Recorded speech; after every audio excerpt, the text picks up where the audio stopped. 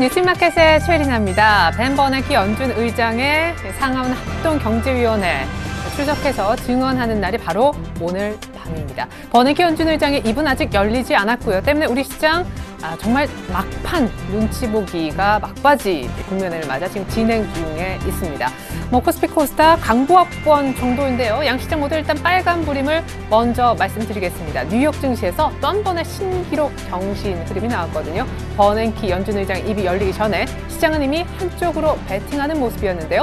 뉴욕 증시 마감부터 빠르게 보고 상승 원인도 짚어보겠습니다. 자, 다우와 S&P 500이 다시 한번 사상 최고치. 이제는 조금 지겨울 정도로 사상 최고치 경신인데요. 다우가 한 50포인트 당겼습니다. 15,400 근처까지 왔고요. S&P 500은 1,600 거의 70포인트 목전을 바라보게 됐네요. 사실상 연준의 어떤 양적 완화는 그대로 유지될 것이다 라는 발언이 나왔는데요. 양적 완화에 반대하는 매파의 어떤 의원의 발언이 굉장히 컸습니다. 이분은 이제 제임스 블라드라고 하는 세인트루이스 쪽의 연준 총재님이 되겠는데 연준의 양적 완화는 지속돼야 된다. 아니 매파 그렇게 반대하던 사람이 버냉키 연준 의장의 연설 바로 하루 전에 이런 어떤 굉장히 시장의 어떤 친화적인 발언을 내놓음으로써 시장에 놀라움을 안겨줬는데 이제는 앞서서 비둘기파는 비둘기파대로 이제는 반대했었던 양적 완화, 매파까지 같이 양적 완화를 그대로 유지하자는 쪽의 의견을 모은 것으로 보여집니다. 자, 문제는요. 사실 하루 전만 하더라도 분위기 한번 생각을 해보세요. 양적 완화는 줄여져야 된다. 당장 이번 여름부터 그것이 이제 시작돼야 된다는 분위기가 만연했고 마치 곧 그렇게 진행될 것처럼 했지만 하루 만에 또 이렇게 분위기는 180도 바뀌는 모습입니다.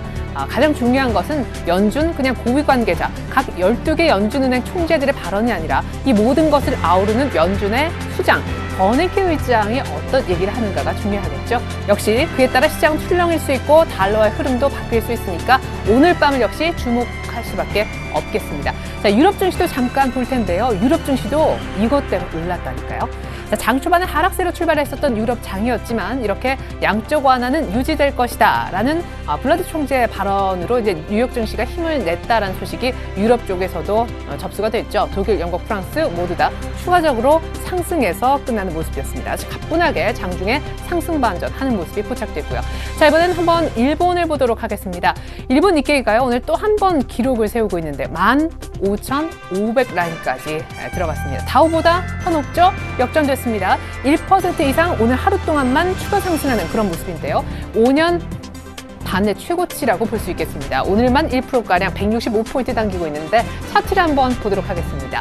자, 일본 니케이는 가도 계속 가죠. 사실 어제도 눌리는 듯 했지만 추가 상승을 하는 듯한 그런 어떤 보합세 정도로 마치는 모습이었었고요. 그죠? 소폭이지만 추가로 상승했고 어제까지만 해도 15,300 라인, 그 전에 15,200 라인, 아니 15,000선을 와 넘었다 그랬는데 어느덧 거기보다 500포인트, 600포인트 더 위쪽에 와 있습니다.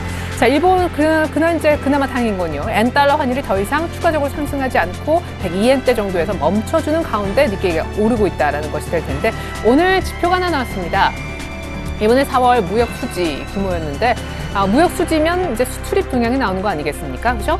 수출과 수입 중에 어느 게 더 많았냐? 수출이 더 많았으면 흑자가 나는 것이고. 근데 적자 규모가 큰 관심사였거든요. 엔저로 인해서 그렇죠. 수출에 있어서는 가격 경쟁력이 좋아지지만 수입 쪽에서는 훨씬 손해를 보는 것이 불보듯 뻔했기 때문입니다. 에너지 수입을 많이 했다고 해요. 엔저 때문에 에너지 수입 늘었고 이것은 오히려 부메랑이 돼서요. 결과적으로 일본의 4월 무역 수지는 10개월 연속 적자 행진을 이어가게 됐습니다. 사실은 알고 있었어요. 마음의 준비도 했는데 적자 규모가 관건이었죠. 예상보다 2천억 엔 정도 더 나왔다고 합니다. 8,799억 엔 정도 4월달 무역 적자를 기록했다는 소식인데 이건 이제 약간 뒤집어 보면요. 일본에서 엔저를 했지만 원하는 만큼의 무역 수지를 거두지 못했기 때문에 일본이 뭔가 조금 더 부양책을 펼 수 있는 빌미를 제공할 수도 있고 또 한편에서 생각해보면 역시 엔저를 계속해서 끌고 가니까 이렇게 어떤 수입 물가 단가가 높아지면서 시장에 그렇게 좋은 영향을 못 미치는구나. 엔저는 이제 그만을 외칠 수도 있겠습니다. 어떻게 해석하느냐에 따라 양날의 칼이 될 수도 있는 그런 지표가 일단 오늘 발표됐다는 소식. 지표 발표가 거의 개장과 동시에 나왔는데 일본은 일단 급등세를 보여주고 있습니다. 자, 그리고 오늘 낮 12시 여러분들이 점심 드시러 가는 그 기간에 중요한 이벤트가 있습니다. 일본의 4월달 BOJ 금정위가 예정돼 있죠. 통화정책회의라고 보시면 되겠습니다. 우리 한국의 금통위 같은 그런 회의인데요. 비방향적 완화 시사 발언은 아마 없을 것이다 라는 우리로선 다소 반가운 전망들이 지금 나와 있는 상황인데, 이를 어느 정도 조금은 믿을 만한 전망이라고 생각이 드는 것이, 얼마 전에 아키라 일본 경제재무상이 이런 얘기를 했습니다. 지금까지 엔저는 정상화, 좀 잘못된 그런 어떤 엔저의 방향을 정상화로 돌려주는 그런 어떤 구간이었다면, 지금부터 추가적인 엔저가, 엔화 가치가 더 떨어진다면 여기에서 이것은 일본 경제에 도움이 안 된다, 부담스럽다, 우리도 그런 얘기를 했습니다. 최근 들어 지표도 사실상 그 어떤 그의 힘에 더 발언의 힘을 더 보태주는 지표라고도 할 수 있겠는데, 엔달러는 때문인지 오늘 일단 BOJ 앞두고 니케이는 급등하지만 엔달러는 조용한 흐름 보여주고 있죠. 자, 이번에 중국을 한번 보겠습니다. 최근에 중국이 조용한 강자로 떠오르고 있거든요. 오늘은 파란불이지만 얼마 포인트 빠집니까? 3.9포인트. 뒤에 소수점은 잊으시고요. 아니, 2,300대 정도 보여주고 있는데 4포인트 오늘 전일 종가 대비 빠지는 건 빠지는 게 아니죠.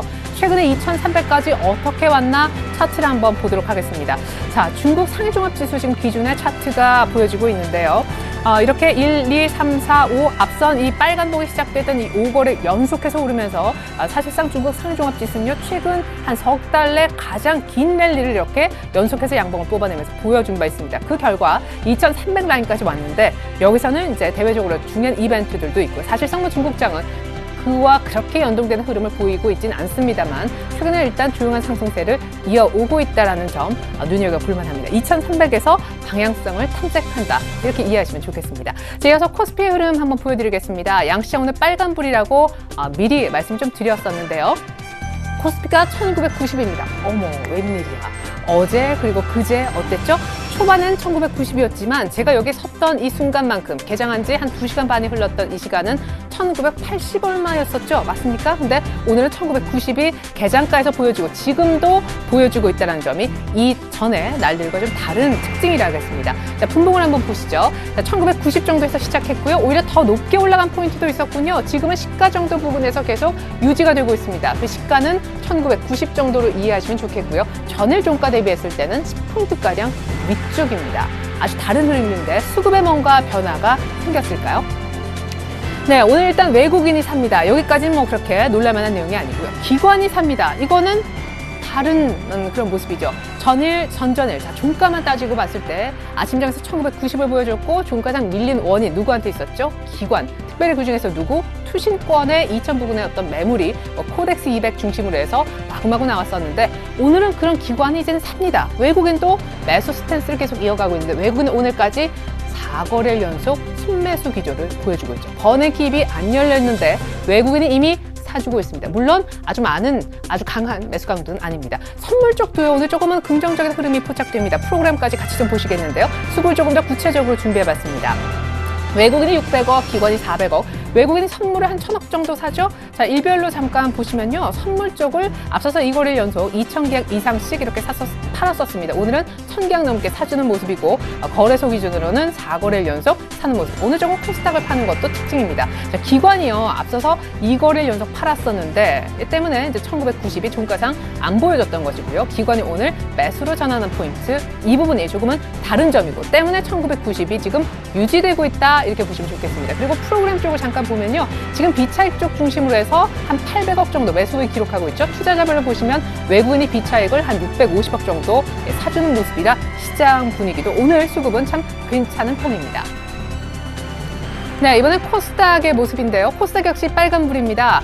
조용하게만 흘러왔었고, 사실 뭐 오름세가 이어진다 하지만 종가상으로는 아주 미미한, 사실상 제자리 걸음이었었는데 오늘 조금 움직여줍니다. 어느 쪽으로? 같이 이쪽으로. 역시 1포인트이지만 이렇게 야금야금 올라가면 중국 증시처럼 무서운 나중에 상승 결과를 불러올 수도 있죠. 574선 정도인데 역시 분봉과 수급 이어서 한번 보도록 합니다. 자, 코스닥도 역시 시가 부분 정도입니다. 뭐 거의 시가보다는 약간 빠져있지만 570선 회복한 이후에 별다른 어떤 그런 요동이 나타나지 않고 있는데, 수급도 나쁘지 않은 편입니다. 근데 개인만 아마 나 홀로 살 거예요. 기관, 외국인, 양, 매도. 코스닥의 수급이 좀 바뀌었죠. 오늘 아마 느끼실 텐데 기관이 코스피에 다시 한번 집중하면서 시장은 좀 거래소 위주로 돌아가고 있고요. 오늘은 개인만 코스닥에 매매하면서 사실상 기관, 외국인은 오늘 별달리 코스닥을 더 이상 급하게 끌어올릴 생각이 일단은 없어 보입니다. 때문에 오늘 닷새째 상승하고 있지만 마지막 오늘 상승이 약간은 조금 꺾일 수 있는 여지, 개인의 수급으로만 들어가고 있기 때문입니다. 자, 이번에 원달러 환율의 흐름을 한번 보도록 할 텐데요. 벤 버냉키 연준 의장이 아마 출구 전략 얘기를 어떤 식으로 하게 되면 가능성이 낮지만 제가 마지막에 다시 정리해드리겠지만 그에 따라서 달러의 어떤 강세는 조금 주춤할 수도 있습니다. 출구 전략을 계속해서 만약에 양쪽 안을 유지한다라고 하면 원래 이제 달러 약세가 돼야 되고 그런데 최근에는 이런 어떤 교과서적인 해석이 전혀 맞지 않죠. 예, 지금 양쪽 하나 뭐 계속 근데 돈이 풀리고 있는데도 최근에 어떤 이 달러와 강세는 계속해서 또 진행 중이고 그런 분위기인데요. 어쨌거나 오늘 원달러 환율은요 지금 뭐 큰 움직임이 없습니다. 1110원대 초반에서 굉장히 극심한 눈치 보기를 하는 그런 과정이 있는데요. 잠깐 차트를 보여드리겠습니다. 1120원대에서 사실상 안착을 못한 이후에 지금 좀 주춤하죠. 근데 1110원을 또 크게 깰 것 같지 않습니다. 굉장히 어떤 좁은 박스권, 미니 박스권을 지금 약간 만들어 놓은 그런 분위기인데 오늘 내일 좀 주춤하죠. 최근에도 1120원에서 사실상 막히고 내려왔고요. 여기에서 벤 버냉키 연준 의장의 발언 앞두고 간밤 달러와도 유로화 그리고 엔화 관련해서 혼조세를 빚었거든요. 어떤 상대 통화 대비해서 달러가 뭐 강세를 띄었다든지 이런 어떤 뚜렷한 흐름이 없었던 가운데 오늘 원달러도 그냥 소폭 상승하는 정도로 눈치 보기가 그대로 한 시장에도 이어지고 있습니다. 아마 내일은요 주식시장보다도 한 시장이 굉장히 중요해질 것으로 보여집니다. 그리고 오늘 BOJ의 영향도 아마 조금은 받게 될 텐데 일단 추가적인 부양책 언급이 없을 것으로 봐서 BOJ 영향력도 오늘 원달러 환율에 크게 미치지는 않을 것이라는 점만 나오고 있다는 점 참고하시면 좋겠습니다. 자, 이번에는요 시가총액 상위 종목의 모습을 오래간만에 보겠습니다. 거래소 위주로 여러 종목 한번 살펴보죠. 삼성전자 빨간불입니다. 하지만 아직 150만 원 아니고 제가 그때 수렴 중이다라고 했는데 수렴에 수렴 아직까지 삼성전자는 그냥 있는 둥 마는 둥 합니다. 오늘 급등하는 건요 보여진 대로 3% 현대모비스와 기아차고요. 현대차도 1.5% 정도 오르면서 20만 원대에 찾았습니다. 결국 자동차 3인방이 조금 강세다라고 보여지고 삼성전자가 웬걸 오르니 삼성전자 우선주는 파란불로 바뀌었습니다. 나머지 종목을 더 보여드리겠는데요. 오늘 자동차주가 강하고 그 다음에 누가 강하죠? 자 보십시오 빠르게 누가 강하죠? SK 하이닉스입니다. 31,350원. 어제 얼마였습니까? 31,000원대 찍어줬는데 오늘 31,350원 신고가입니다. 자, SK 하이닉스의 지금 차트를 잠깐 보기로 하죠. 자, 이렇게 신고가를 냅니다. 어제 사실은 31,000원 부근까지 갔었다가 종가상은 조금 밀렸었군요. 근데 오늘 추가적으로 이렇게 살짝 1%가량 갭상승하면서 곧바로 31,000원에 안착하는 흐름이 나왔습니다. 이 박스권을 모두 뚫어줬다라는 얘기입니다. SK 하이닉스 2분기 실적에 대한 기대감이 있다. 여러 차례 말씀드렸던 기억이 납니다. 오늘 역시 신고가를 내고 있고요. 아까 이제 말씀드렸던 자동차주, 그럼 현재 흐름은 어떤지 현대 기아차 그리고 모비스 외 나머지 종목 더 보겠습니다. 자, 사실은 오늘 기아차고 모비스의 상승폭이 좀 크고요. 쌍용차는 그가 많이 올랐었는데 오늘 약간 하락 전환하면서 매물이 나옵니다. 왜? 이것도 마찬가지예요. 오늘 코스피가 집중되면서 코스닥에 약간 소강 상태가 보여지듯이 오늘 현대차 3인방이 좀 집중적으로 매수를 받으면서 쌍차는 약간 밀리는 모습이고요. 자, 성우 하이텍이 오늘 1.5%가량 오르지만 성우 하이텍도 그냥 1% 정도 오르는 주식으로 보면 어렵겠습니다. 제가 두 가지 종목 정도만 차트를 띄울 텐데요. 첫 번째는 기아차입니다. 제가 박스권 매매는 가능하겠다라고 말씀드렸는데 일단 그 이후로는 모르겠으되 이 박스권에 대한 상단에 거의 다 온 모습이죠. 오늘부로요. 약간 더 추가 상승할 수 있겠습니다만 이전 상승 때 감안하면 지금 딱 57,000원 라인은 걸리는 자리라고 하겠습니다. 어느덧 슬금슬금 여기서 맞고 또 떨어졌지만 이전 저점까지 깨지 않는 가운데 다시 한번 박스권 상단까지 온 기아차이고요. 어느 정도 이 정도에선 살짝 끊어갈 필요도 있어 보입니다. 추가 상승하더라도요. 그 다음에 이제 아까 하나 더 보여드리고자 했었던 거는 성우 하이텍인데 1%짜리 주식이 아니다라는 이유는 바로 여기에 있습니다. 자, 이렇게 21선을 타고 약간 깬 적도 있었지만 구불구불해서 여기까지 왔습니다. 16,500원까지. 이 종목이요. 올해 얼마나 오른지 아세요? 자동차는 부진하다. 천만의 말씀입니다. 올해 40% 넘게 오른 성우 하이텍 같은 자동차 부품주도 있다는 사실 알려드리고 싶었습니다.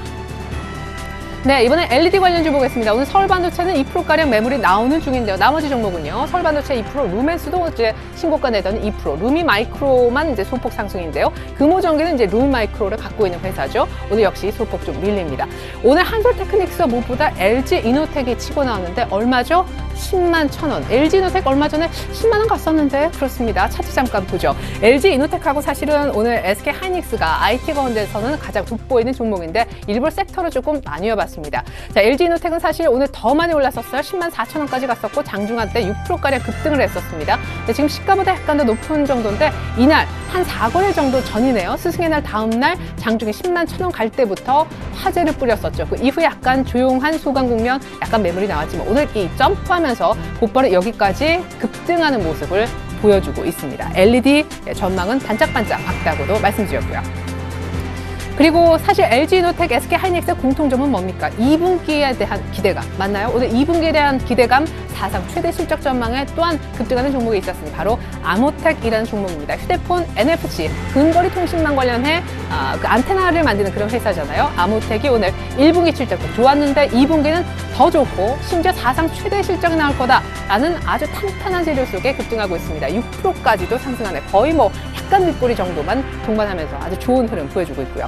자, 문제의 CJ그룹주 가봅니다. CJ그룹주 뭐가 문제죠? 해외 비자금 관련해서 검찰의 압수수색이 들어갔고 어제도 하락, 오늘도 하락인데요.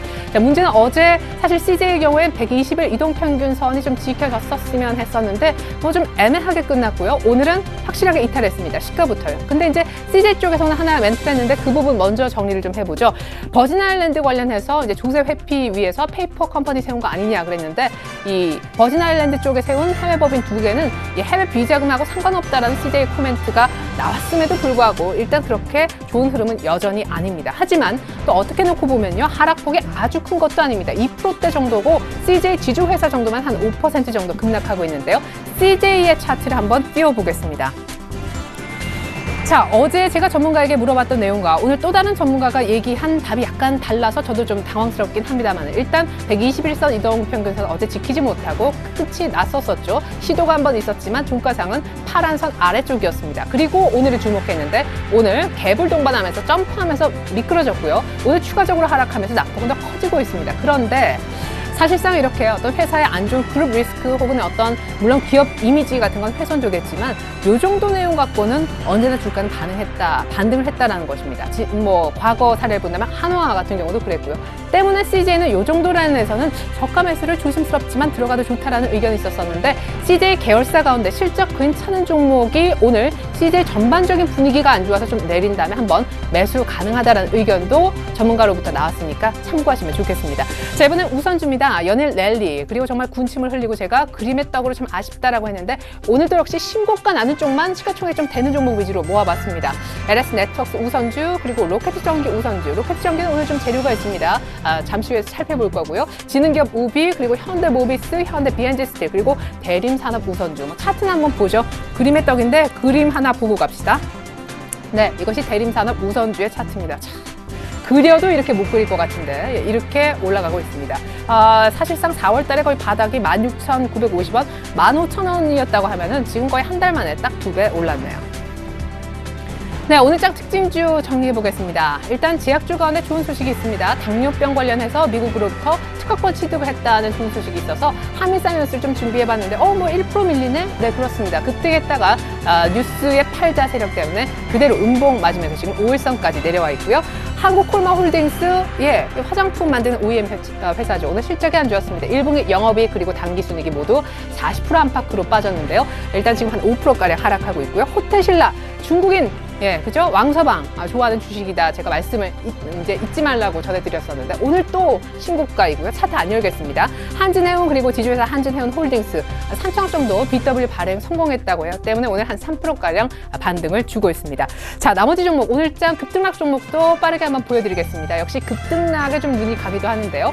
오늘 로켓전기 아까 이제 밀어뒀던 이 종목부터 얘기해 보면요. 바이오 관련된 기업을 인수했다고 합니다. 이 뉴젠팜이라고 하는 곳인데 이 뉴젠팜이라는 회사가 뭐 유전자공학, 생명공학 하는 이쪽인데요. 로켓전기가 새로운 신사업 포트를 하나 바이오 쪽으로 추가했다는 소식에 점 상한가 지금 들어갔고요. 아미노로직스도 역시 점 상한가 마찬가지입니다. 주성엔지니어링과 보르네오가 좀 관건인데 일단 보르네오는요. 아시다시피 대주주하고 경영진 간에 지금 갈등이 좀 있고요. 또 노조는 경영진에 대해서 배임 횡령 혐의로 오늘 고발했습니다. 때문에 오늘 주가는 부진한데 보르네오는요 하한가 들어갔다 지금 하한가가 좀 풀리고 있어서 그나마 다행입니다. 가구 만드는 그 보르네오 맞고요. 주성엔지니어링이 지금 11% 정도만 오르는데 주성엔지니어링 차트를 한번 열어보겠습니다. 주성엔지니어링은 그렇죠 반도체 장비 업체인데 오늘 신제품 관련한 어떤 발표 그리고 이제 신제품이 나왔는데 이름 어려서 제가 따로 못 외웠습니다. 근데 그거에 관련된 시제품에 대한 납품을 시제품 그러니까 완전한 공급은 아닌데 모델로 신기술 들어간 거를 한번 슬쩍 처음 공급이 나왔다라는 소식 때문에 주성엔지니어링 엔지니어링이 오늘 반등하고 있습니다. 차트 잠깐 보여드리죠. 오늘 어마어마한 거래가 사실상 실려서 핫 종목 중에 핫 종목입니다. 개불동반한 상한가가 장 초반에 만들어졌었거든요. 근데 상이 스르륵 풀렸죠. 지금 한 10% 정도밖에 급등하고 있지 않습니다. 오늘 갖고 계신 분들은 일부 현금화 해야 됩니다. 두성 엔지니어링 마음고생하신 분들 많을 거예요. 차트 이렇게 흘러내린 차트였었는데 오늘 이 정도까지 온 것에 일단은 한번 현금화 할 필요가 있어 보입니다. 자, 나머지 종목으로 오늘 액면 분할 소식이 있었던 종목도 있습니다. KT 서브마린 그리고 태평양 물산인데요. 아웃도어 관련된 태평양 물산 오늘 액면 분할로 거래 재개되면서 점 상한가 들어갔는데 이 종목 같은 경우에는 내일 흐름이 굉장히 중요할 수 있다고 해요. 액면 분할 거래 활성화에 대한 기대감인데 이것이 주가의 디딤돌이 될 수 있다는 분석이고요. 마지막으로 살인진드기 관련된 테마도 준비했습니다. 오늘 승일이 나는 어떤 대장주만 지금 살아있고 나머지 전부 다 파란불이죠. 살인진드기 한 명이 결국 사망했다고 하는데 테마 대장주만 살아있는 모습이어서 한번 준비를 해봤습니다. 자, 오늘장 시장 팁 마지막으로 드립니다. 오늘 밤 버냉키 연준 의장의 연설에 주목할 수밖에 없는 이유 제가 말씀을 드렸죠. 그것 때문에 외환 시장도 지금 숨죽이고 지켜보고 있고 우리 증시 다 마찬가지입니다. 눈치 없는 일본만 가고 있는데 당장 오늘 낮 12시에 점심 드시면서 전후로 확인할 것 한 가지. 일본 BOJ에서 추가 부양책을 정말로 안 내놨는지 여부이고요. 관련해서 엔화 흐름도 좀 잘 살피셔야 될 것 같습니다. 그리고 오늘 밤, 더 정확히는 잠은 주무셔야 되니까 오늘 새벽에 이제 내일 새벽에 깨시면은 버냉키 이렇게 이제 검색하시면 뭐가 나올 겁니다. 양적 완화 유지하면 시장이 또 어떻게 갈 건지 출구 전략 관련한 코멘트는 없었다 이런 뉴스가 나올 건지 역시 잘 한번 보시고요. 이제 슬슬 외국인이 4거래를 연속 산단 말이에요. 이것 때문에 대형주 위주였던 장이 서지 않을까? 지금 오늘 거래소가 주목받는 것처럼요. 그런 분석이 나오고 있긴 한데 글쎄요. 저는 솔직히 개인적으로는요. 그래도 실적되는 코스닥 개별주를 사실상 매매하는 것이 재미도 있고 시장 걱정도 덜한다라는 생각이 들긴 하는데 대형주도 사실은 오늘 기아차가 거의 박스권 상단에 온 것을 보여드린 바와 같이 오를 것들은 또 의외로 많은 우려 속에도 이미 올라와 있다는 것도 한번 생각해 보십시오. 물론 모든 것을 우려하다가는 아무런 매매도 못하게 될 테지만요. 자, 버냉키만 확인하면 끝이냐? 그건 아닙니다. 빠르게 이제 마지막으로 어떤 지표들이 기다리고 있는지 좀 말씀을 드려보면요. 이번 주 후반은 이벤트가 계속될 예정입니다. 어떤 이벤트냐? 바로 내일은 중국의 PMI가 나오고요. 내일 밤에는 유럽의 제조업 PMI가 나옵니다. 그리고 사실상 버냉키 연준 의장의 코멘트 이후에는 마리오 드라기 ECB 중앙은행 총재 연설도 이후 주 후반에 예정이 돼 있으니까 참 챙길 것이 많이 있죠. 하지만 그 어떤 재료보다 중요한 재료는 바로 버냉키 의장의 입에서 나오는 멘트가 되겠습니다. 사실상 BOJ도 버냉키 의장의 발언도 시장에 큰 영향력을 불러오지 않을 수도 있습니다. 왜? 예상했던 거잖아 이러면서요. 시장은 의외로 좀 흘러갈 수도 있다는 거 조심하십시오. 나중에 사야지 했는데 내일도 의외로 그냥 조용하고 가던 종목 쭉 갈 수도 있다는 거 한번 말씀을 드려봅니다. 지금까지 최애리나였습니다. 고맙습니다.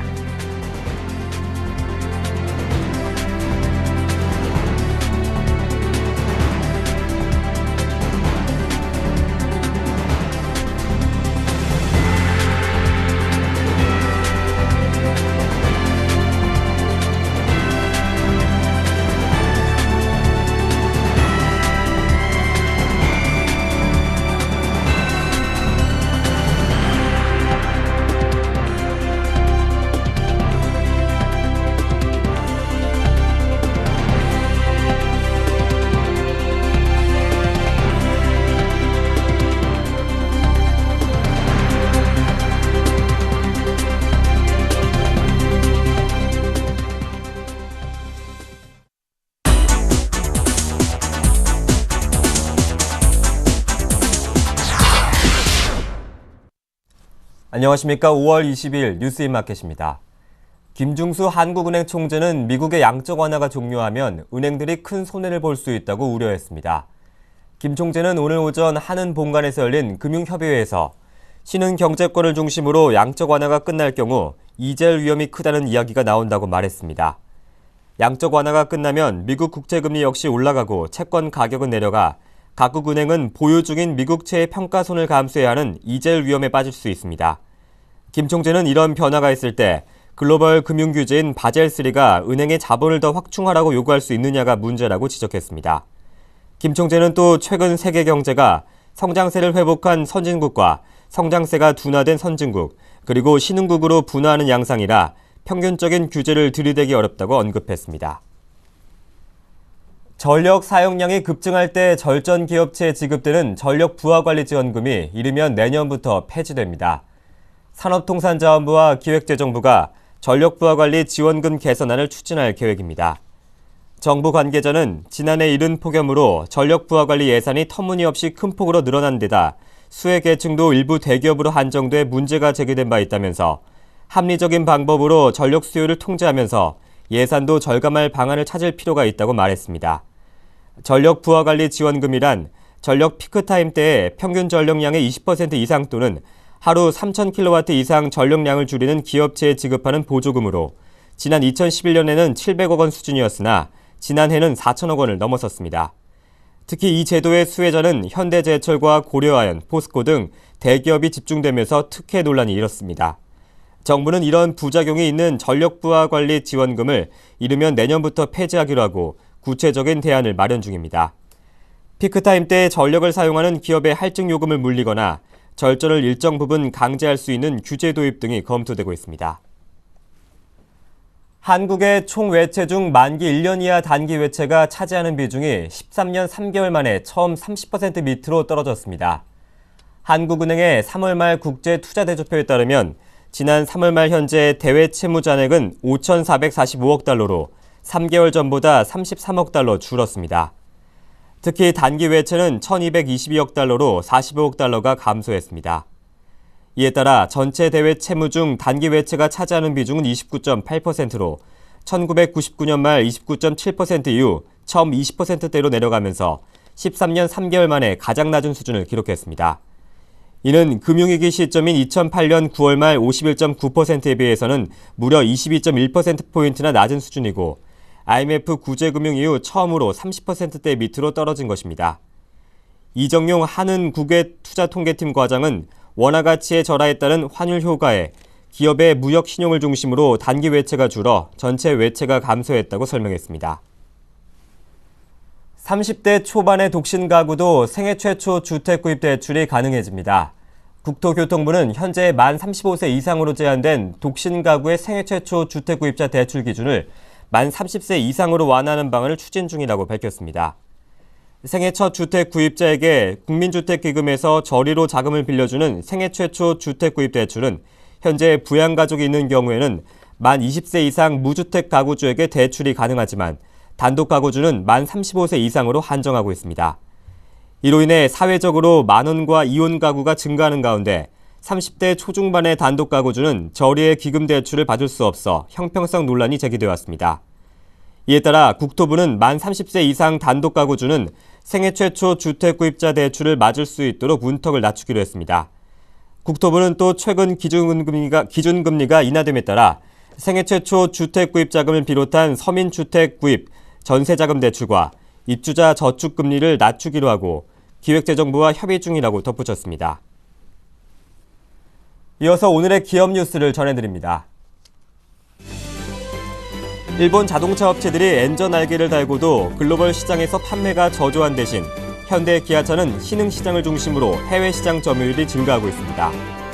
업계에 따르면 지난 1월부터 4월 유럽 시장에서 판매된 도요타의 판매 대수는 지난해 같은 기간보다 13% 줄어든 17만 9천 대로 시장 점유율이 기존 4.6%에서 4.3%로 낮아졌으며 닛산도 5.4%의 판매량 감소를 기록했습니다. 반면 현대기아차는 같은 기간 유럽 시장 판매량은 25만 8,950대로 작년 같은 기간보다 0.1% 줄어들긴 했으나 시장 점유율은 5.8%에서 6.2%로 0.4%포인트 올랐습니다. 여름 휴가철을 한참 앞두고도 일찌감치 여행 상품을 예약하는 얼리버드 바캉스 쪽이 크게 늘었습니다. 여행업계에 따르면 올해는 더위가 일찍 시작되면서 7월부터 8월 떠나는 조기 예약 상품이 5월부터 불티나게 팔리고 있습니다. 조기 예약 상품은 항공편과 숙박을 미리 예약해 할인폭이 커 알뜰 소비 바캉스 쪽이 즐겨 찾는 여행 상품입니다. 온라인 여행사 인터파크 투어에서는 7월과 8월 여행 상품을 5월에 조기 예약한 관광객이 전년 대비 23% 증가했습니다. 이범 한국경영자 총협회 회장이 STX 중공업과 STX 건설 회장 측에서 물러납니다. 경총과 STX에 따르면 이 회장은 지난주에 STX에 STX중공업 및 STX건설의 회장직에서 물러나겠다는 뜻을 밝혔습니다. 이 회장의 사의는 STX그룹이 최근 유동성 위기로 구조조정에 들어간 것과 관련 있는 것으로 해석됩니다. STX건설은 최근 법정 관리를 신청했고 STX중공업도 채권단 자율협약이 타결돼 구조조정 절차를 밟고 있습니다. 이 회장이 STX중공업, STX건설 회장을 그만두게 되면 경총 회장직에서도 물러날 것으로 보입니다. 국내 최대 인터넷 포털 네이버를 운영하는 NHN 김상원 대표가 자사에 대한 공정거래위원회의 조사가 부당하다는 취지의 공개 발언을 했습니다. 김 대표는 22일 세계 미래포럼 주최로 서울 플라자 호텔에서 열린 조찬 간담회에서 점유율은 독점의 결과물이 아니라 검색 품질에 대한 냉정한 이용자 선택의 결과라고 말했습니다. 그는 네이버 부동산의 출현으로 기존 부동산 정보 업계가 고사 위기에 처했다는 지적과 관련해 과거 포털에서는 제공하는 매물 정보가 80%가 허위라는 지적이 있었다면서 이용자들의 민생과 직결된 부동산 정보가 허위라면 문제가 크다고 생각해 직접 매물 확인 서비스를 시작했다고 서비스 출시 배경을 설명했습니다.